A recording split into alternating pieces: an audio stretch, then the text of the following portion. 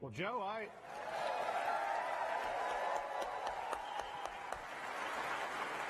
I agree with you, Joe, but we're going to need a few more astronauts, I think, to get this started. So, everyone, please help me welcome our astronaut corps. Yeah.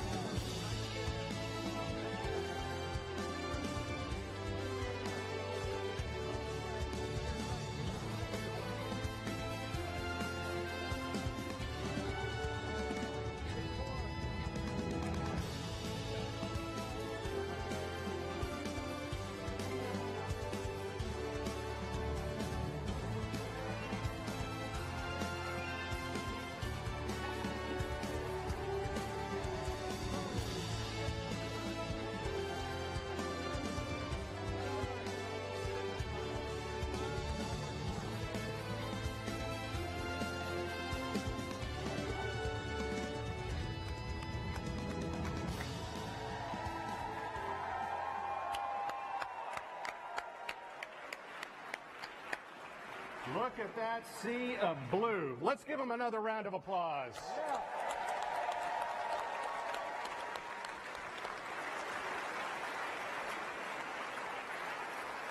Our mission calls for 4 names. It's difficult to pick just 4 from a group that by its very definition attracts the best and the brightest that humanity has to offer.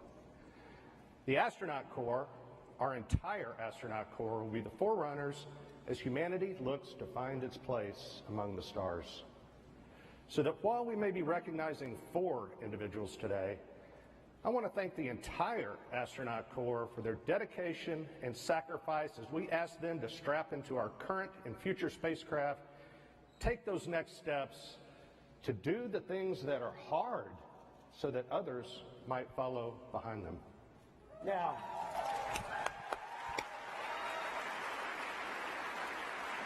Now, some of you might be scanning the astronaut faces, trying to see who is missing and still hidden backstage. Well, know this, your Artemis II crew members are already here in the room with you.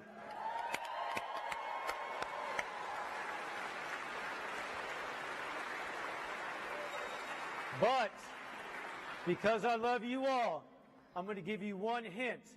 I am not one of them.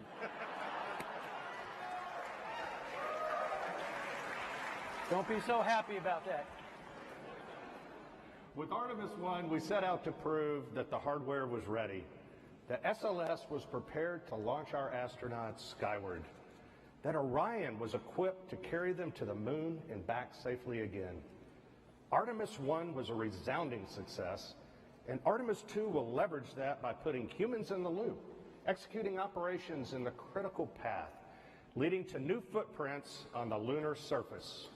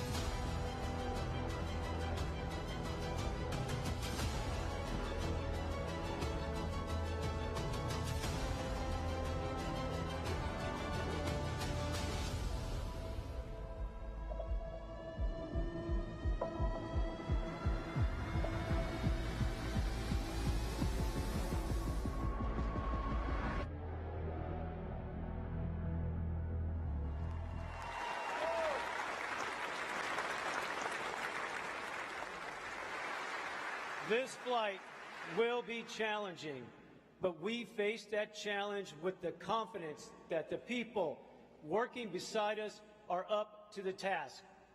Houston is home for us, and it's where we'll plan, train, and ultimately fly the Artemis II mission. To give us a proper Houston welcome, please join me in bringing out JSC Center Director Vanessa White.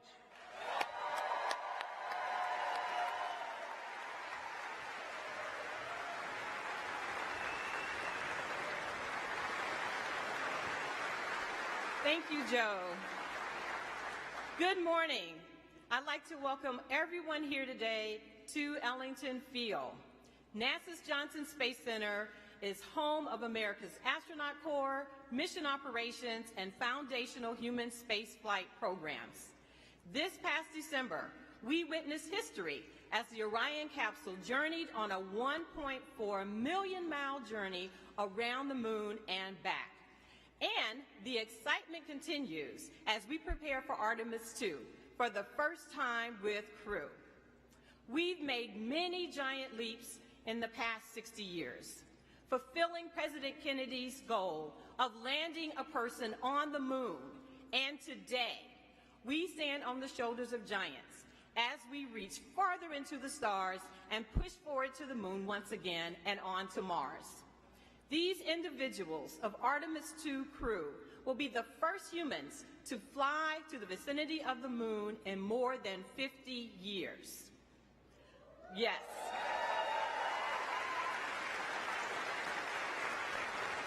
I'd like to take a moment to recognize those who paved the way, our Apollo legends, who are with us via the NASA Alumni League. Will you please wave?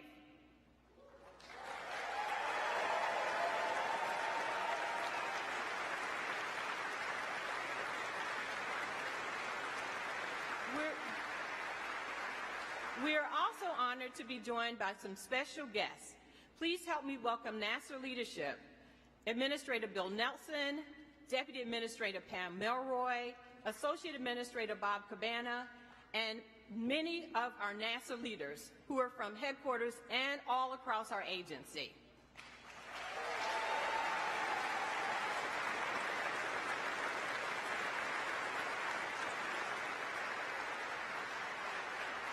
We're also pleased to be joined by the international community. Representing the Canadian Space Agency is Minister Champagne.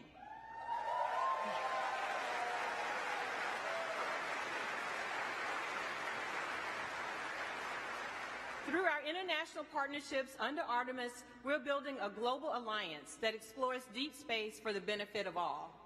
I'd also like to welcome the following elected officials: Senator Ted Cruz, Congresswoman Sheila Jackson Lee, Congressman Brian Babin, Congresswoman Lizzie Fletcher, the Comptroller of Texas, Glenn Hager, the Mayor Pro Tem of Houston, Dave Martin, and many other elected officials. Thank you.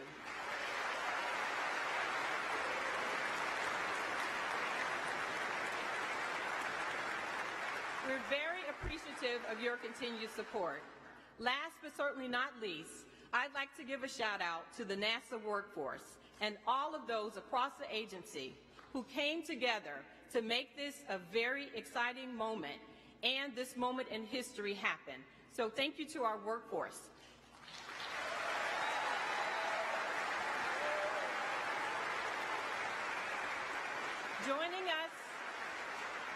Joining us today are directors of our NASA centers. Will you please stand? So my colleagues.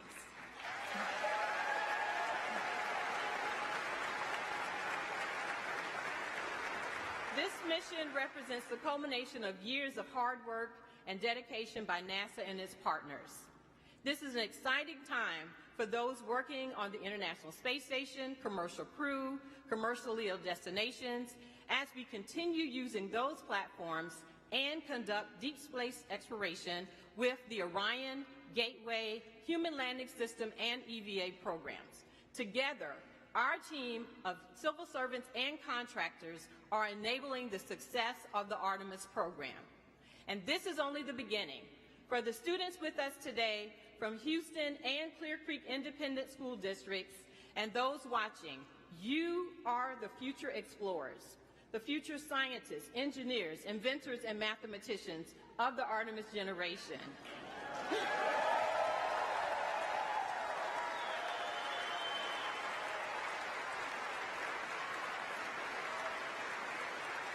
Under Artemis, we will explore the frontiers of space and push the boundaries of what's possible. You may walk on the moon or be one of the many explorers who venture onward to Mars. We're all looking forward to you being a part of our mission, and I can't wait for you and everyone to meet our Artemis II crew. Thank you.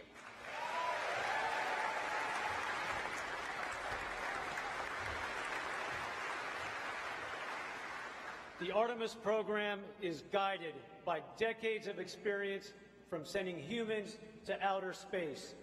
We're building new rockets, new spacecraft, new communication systems, and new ways to operate in deep space.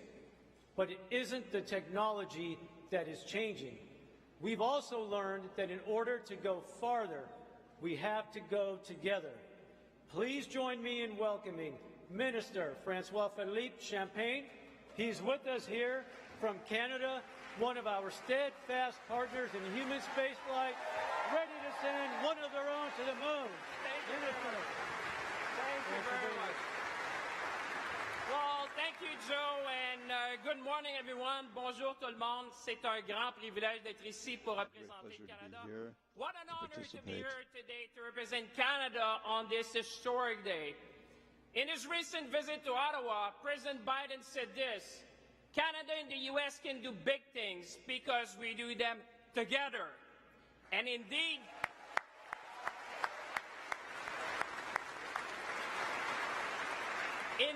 50 years after the end of the Apollo missions, we are going back to the moon. Back to the moon. Think about that for a moment. The moon. As minister responsible for the Canadian Space Agency, I know Canadians could not be more proud. Proud to have for the first time a Canadian astronaut who will travel to deep space as part of the Artemis II mission. Proud that we will be contributing to the future of the Lunar Gateway with the unique Canadian innovation, Canadarm3. Proud that Canada will design, build, and operate a lunar utility vehicle to support operations on the lunar space.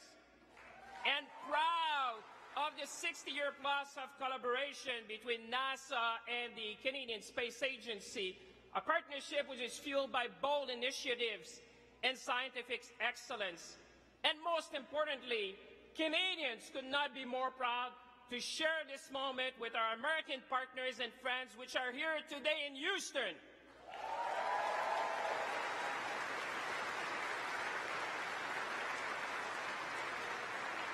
We would not be here today without the friendship and close partnership between our two nations. Because this is more than just about going back to the moon. This is about investing in the future. This is about possibilities. This is about seizing the opportunities of the space economy, from health to food security to climate change and much more. So as we embark together on this new space era, let's seize the moment. Let's be ambitious, and together let's inspire the young people watching us to reach for the stars and become the next generation of scientists, engineers, and explorers. Merci tout le monde. Thank you, everyone. Thank you, everyone.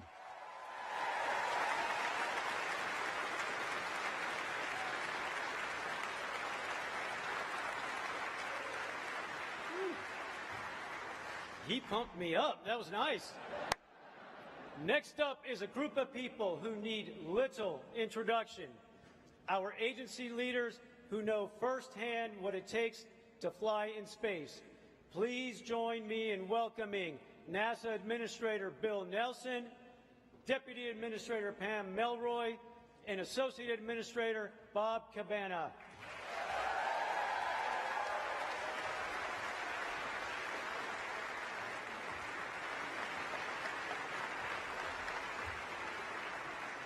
Hey, everybody.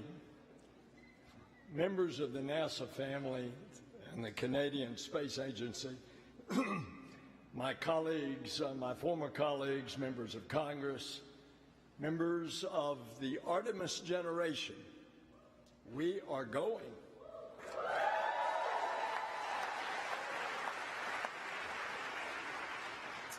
Pam, Bob, and I operate as a team, as a crew. And we are here today to introduce you to the crew that will launch next year, 2024, to another celestial body. The largest, most powerful rocket in the world is going to propel them onward and upward into the heavens. And they fly to the moon. This is Artemis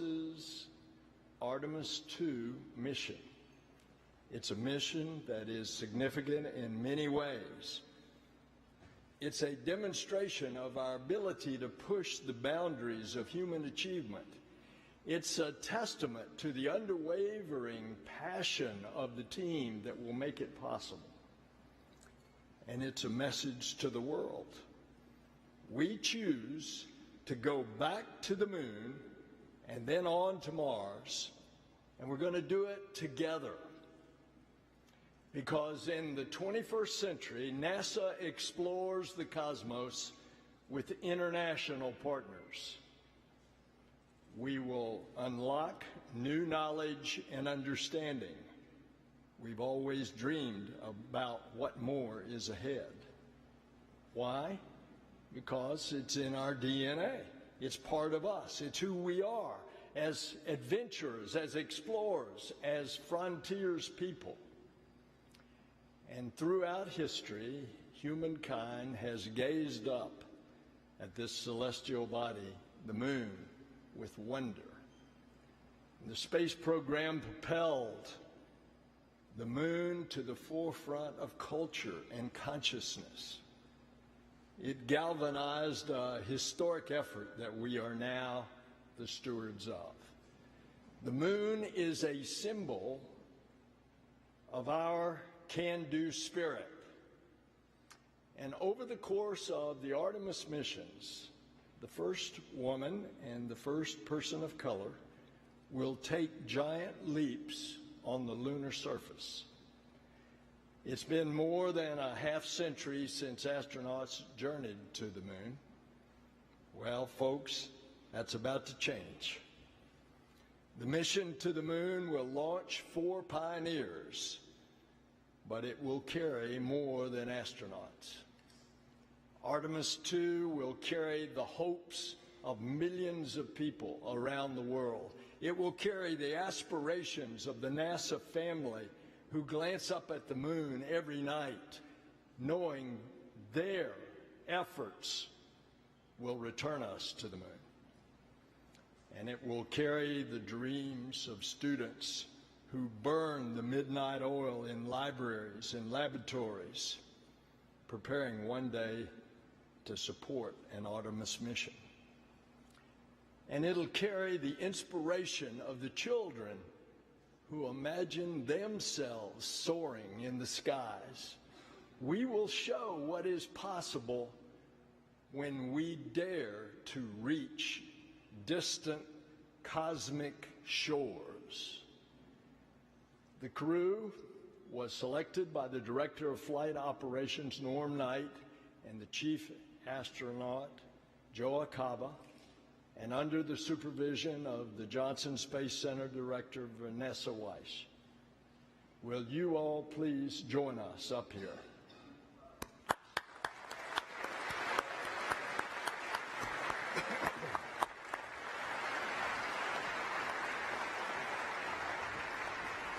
And I want to acknowledge again our Canadian partners, Minister Champagne, Francois Philippe. Will you please come up, please?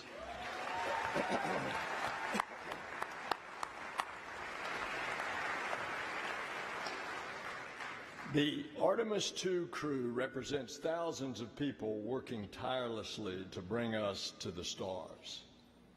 This is their crew. This is our crew. This is humanity's crew. May I introduce them to you all?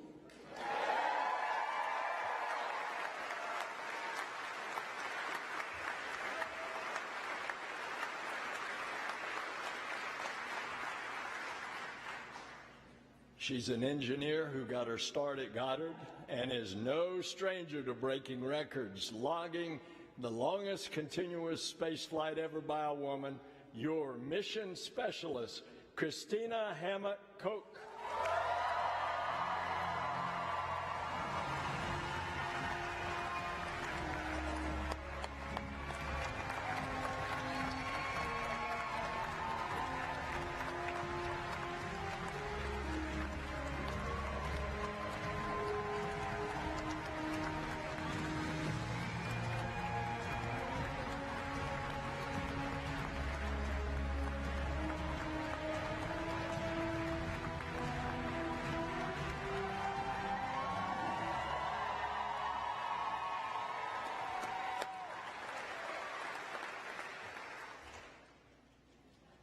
He's a Master of Science in Physics, an F-18 pilot, and a Canadian astronaut. Your mission specialist, Jeremy Hansen.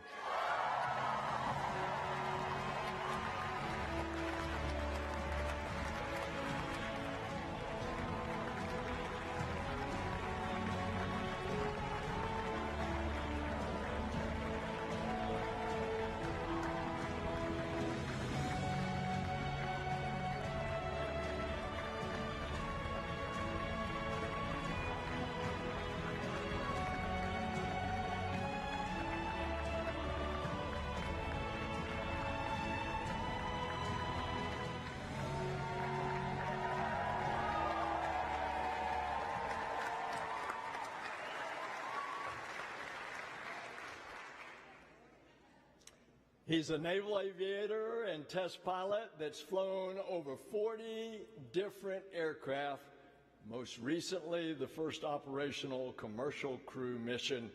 Your Artemis II pilot, Victor Glover.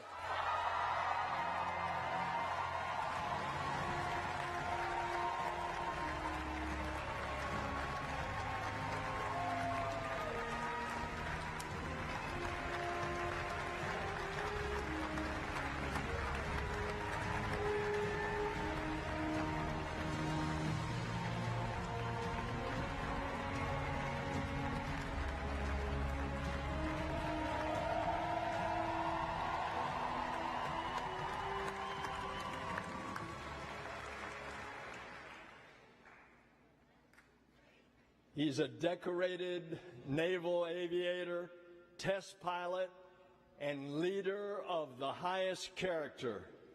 Your Artemis II commander, Reed Wiseman.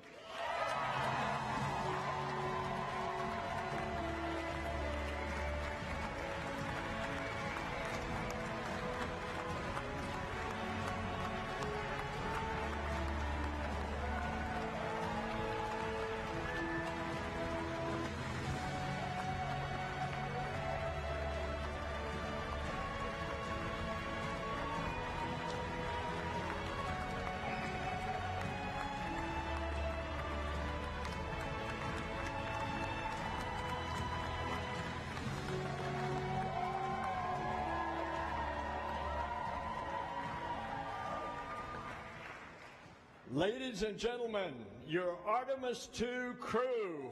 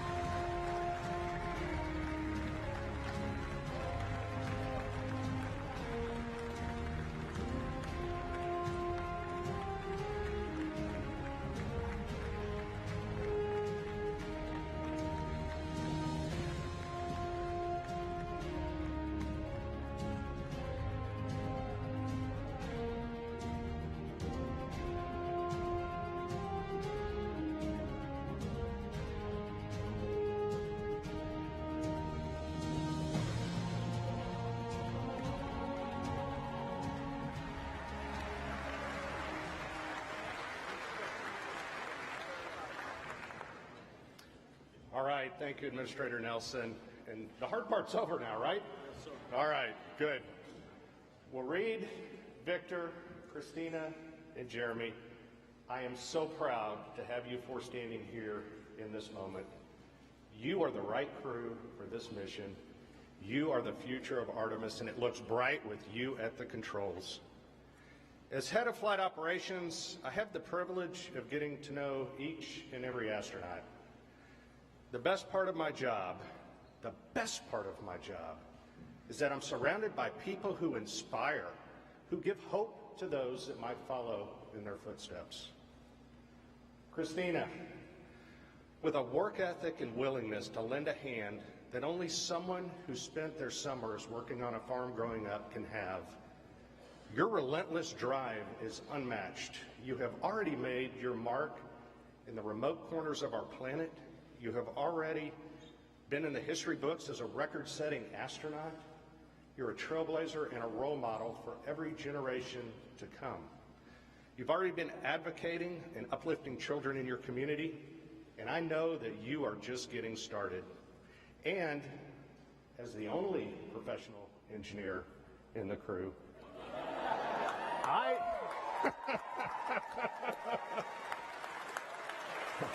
I know who Mission Control will be calling on when it's time to fix something on board. So we appreciate you.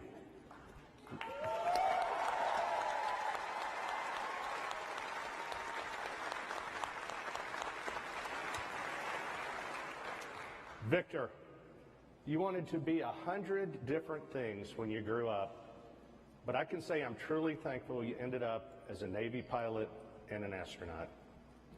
Like so many, seeing other astronauts take flight planted the seed. And when you heard Pam Melroy speak at a test pilot conference, that was the moment you decided to apply. So Pam, thank you for inspiring others.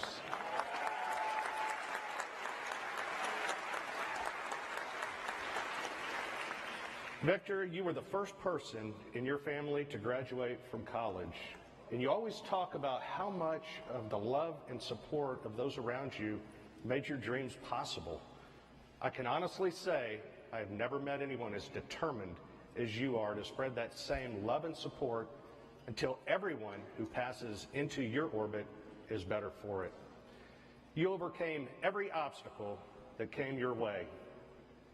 Every obstacle. And then you dedicated your life to crushing those obstacles so that future generations can dream in a space unbounded. So thanks, Victor.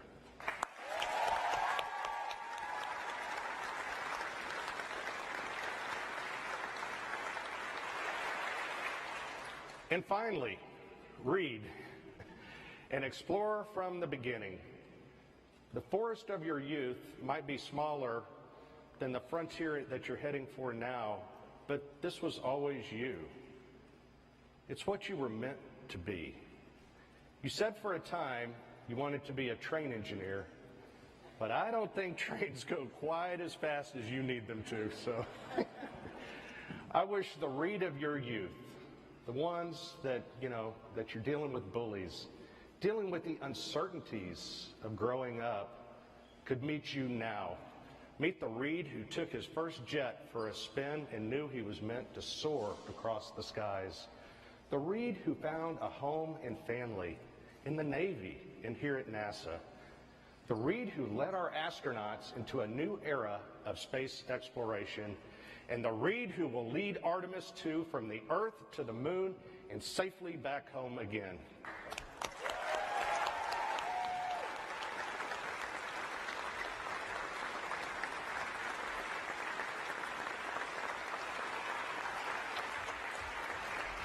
All of you will lead us into this brave new frontier.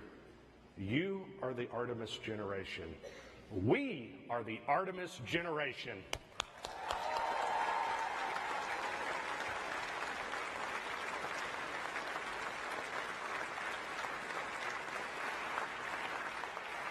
And with that, I will hand it back over to our neighbors to the north to talk about Jeremy, who will take his own place in history.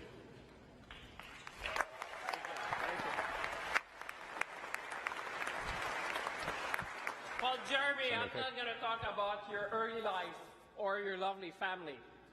I'm not going to talk about your military service and everything you did as a fighter pilot, an F-18 fighter pilot. I'm not even going to talk about what you did as an astronaut and being the first Canadian to go on a lunar mission.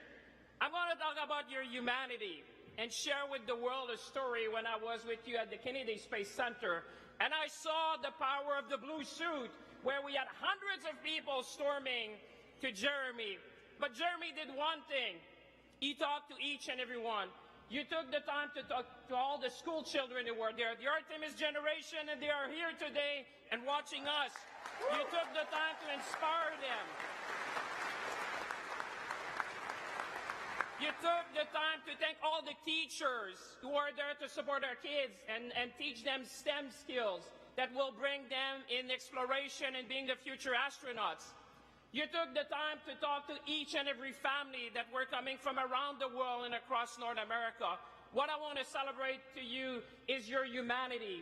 The fact that you have been inspiring not only us today, but keep inspiring humanity. To you, Jeremy, go Canada. Thank you, everyone.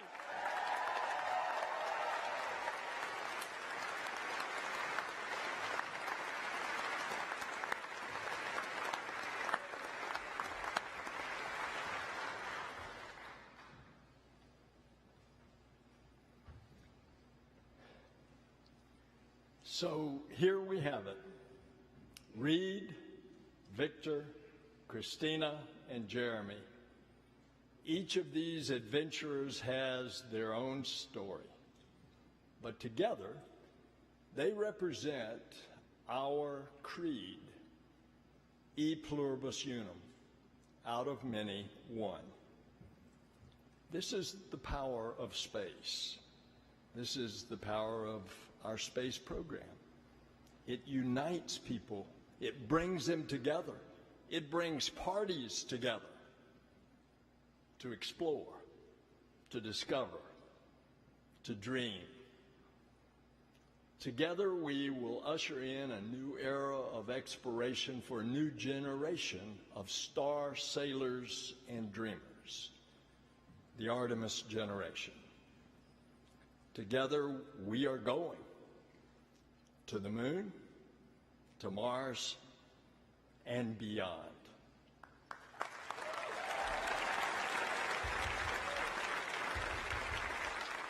All right, let's give a big hand to our leadership.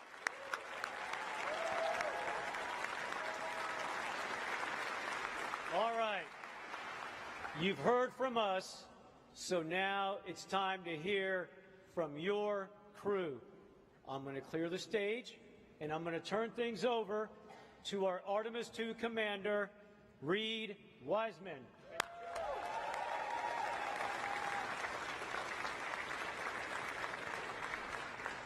All right, so I got to ask the school kids, is it hot in here today? Woo! All right, and I don't think that in my 14 years at NASA, we've had this many astronauts in one place at one time. I'm losing my voice. We're having so much fun backstage. It is great to see this diverse international group. Awesome to be here with you guys. Woo! I'm going to hand it over to the gentleman to my right here, Victor Glover, who has become, in the last few years, an amazing mentor to me. I didn't ask for it. He didn't ask for it. It just happened that way. One of the best leaders I know, one of the best dads, husbands, and friends, and one of the most talented aviators I've ever met, Victor Glover.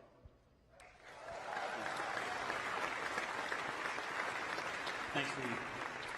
I appreciate that. Wow, what a day. Look at all of this. This is amazing, isn't it? I mean, after all of that, I feel like Denzel Washington should be up here talking to you. But you just got us. I want to thank God for this amazing opportunity.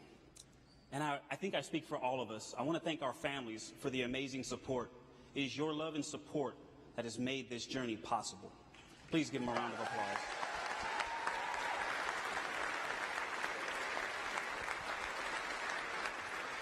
And to all of the folks who made this celebration possible, thank you for your hard work. They're the real ones in here sweating with all of us. But this is a big day. We have a lot to celebrate. And it's so much more than the 4 names that have been announced.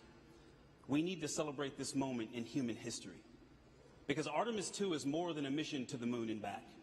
It's more than a mission that has to happen before we send people to the surface of the moon. It is the next step on the journey that gets humanity to Mars. Yeah, you can clap for that. That's big. And this crew will never forget that. Now, we have a lot of work to do before we get there, and we understand that. And when talking about that work, you may often hear people say, human spaceflight is a marathon, not a sprint.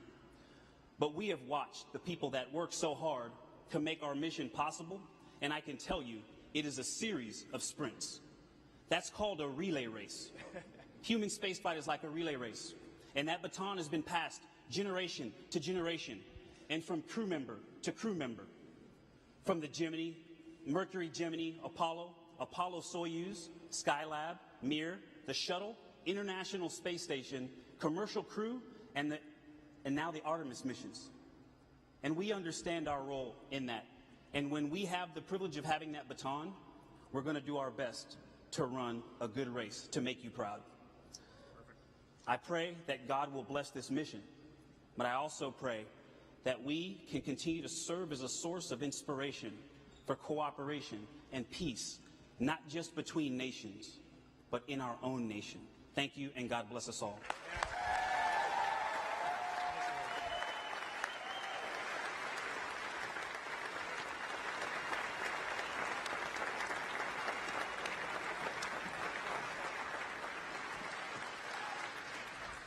Thanks, Victor. Awesome words. What I wanted to highlight for all of you today is, big picture, when I step back, there are 2 reasons why a Canadian is going to the moon. That makes me smile when I say that.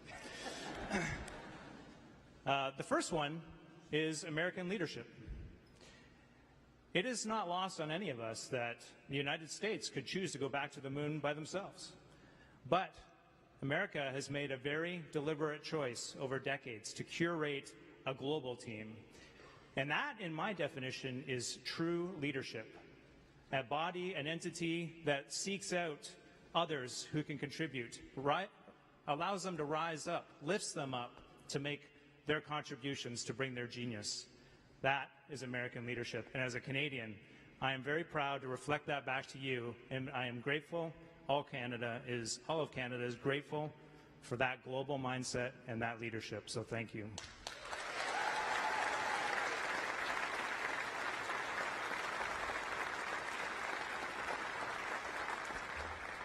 The second reason is Canada's can-do attitude. For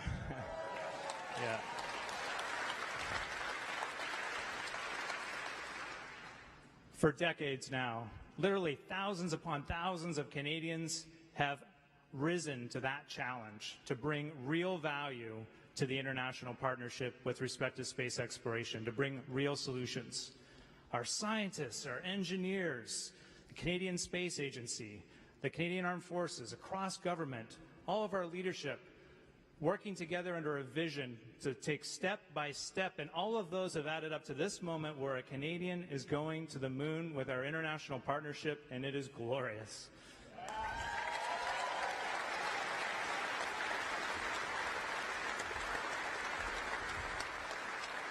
So at the end of it all, I am left in awe of being reminded what strong leadership, setting big goals with a passion to collaborate and a can-do attitude can achieve. And we are going to the moon together. Let's go.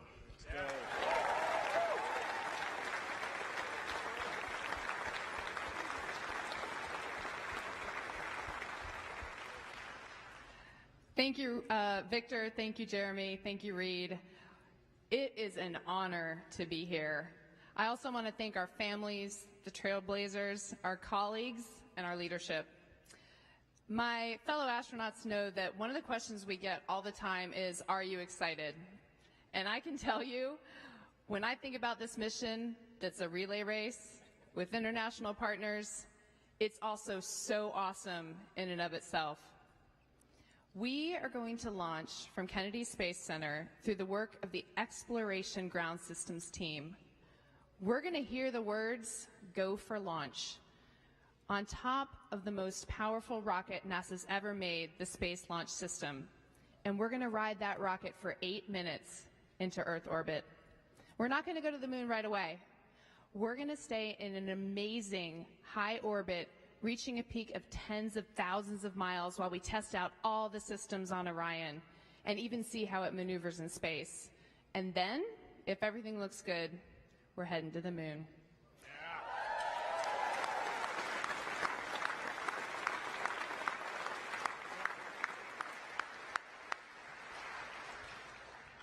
It will be a 4-day journey, going 250,000 miles, continuing to test out every bit of Orion, going around the far side of the moon, heading home, going through the Earth's atmosphere at over 25,000 miles per hour, and splashing down in the Pacific. So, am I excited? Absolutely.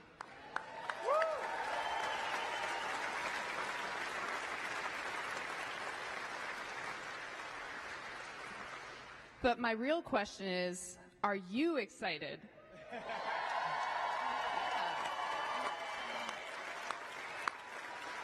I see you. And I ask that because the one thing I'm most excited about is that we are going to carry your excitement, your aspirations, your dreams with us on this mission. Artemis II, your mission.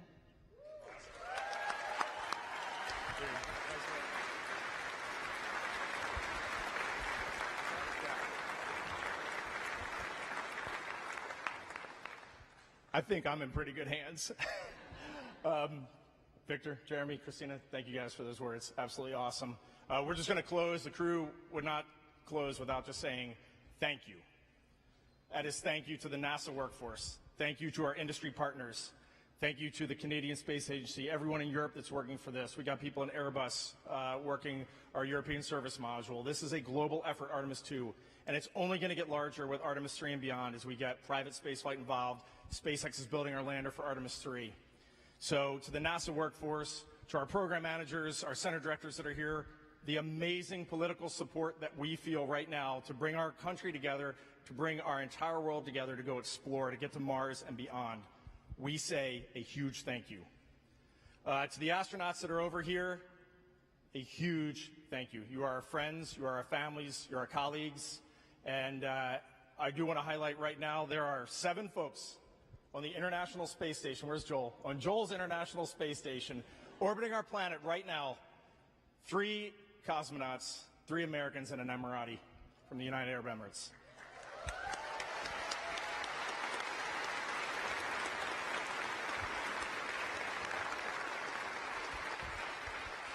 If any of you over there are looking for heroes today, go Google these folks because they're our heroes. And I definitely want to call out our friend Frank Rubio, who has already spent 6 months up there.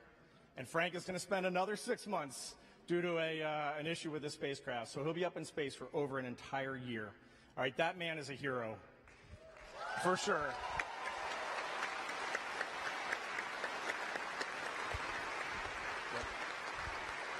And then Frank Rubio leads me to Deb Rubio, his wife, and his 4 kids.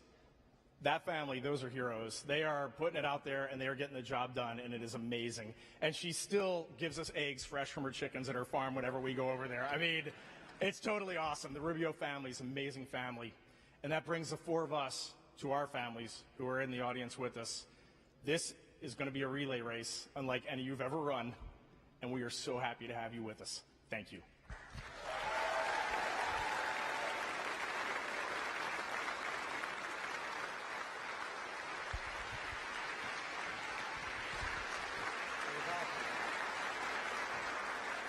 More you want to say, Reed? There's 3 words that we keep saying in this Artemis program. We are going, and I want everybody to say it on 3. 1, 2, 3. We are going. We are going.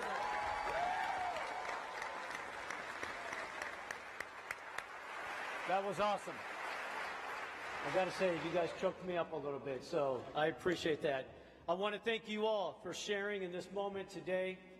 Thank you to all of our speakers and esteemed guests, and thanks to our crew, Reed, Victor, Christina, and Jeremy, as they get ready to embark on this journey. I'll ask all of my fellow astronauts to join us back up here. Come on up, everyone.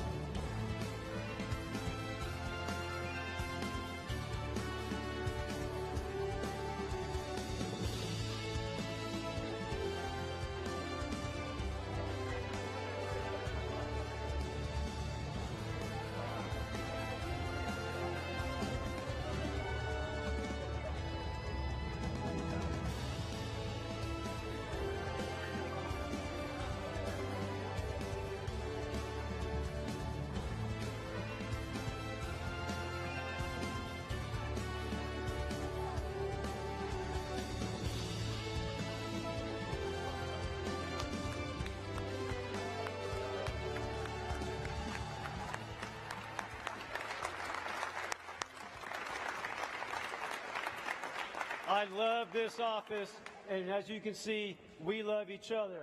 We need a picture.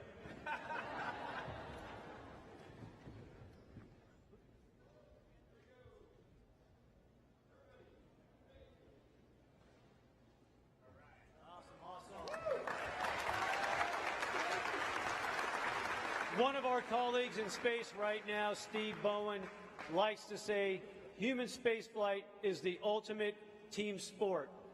When these four fly around the moon, they won't be doing it alone. They're part of a team of astronauts, engineers, scientists, trainers, a team of support working around our country and around the globe, ready day and night. So we'll cheer them on. We will help them carry the incredible weight, and it's a heavy one, now laid on their shoulders, because we go together for all humanity. Thank you.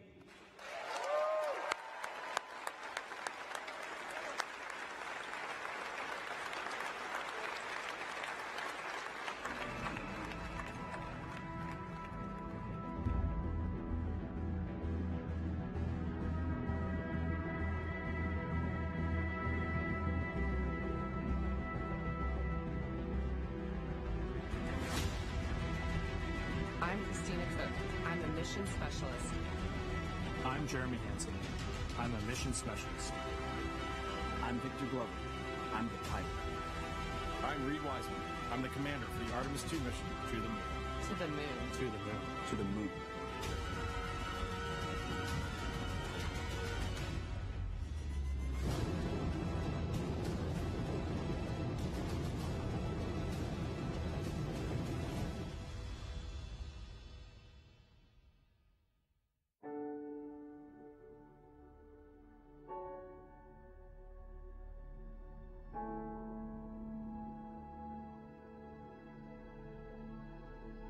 When I was young, I had a poster of the Earthrise picture, the famous picture that was taken on Apollo 8.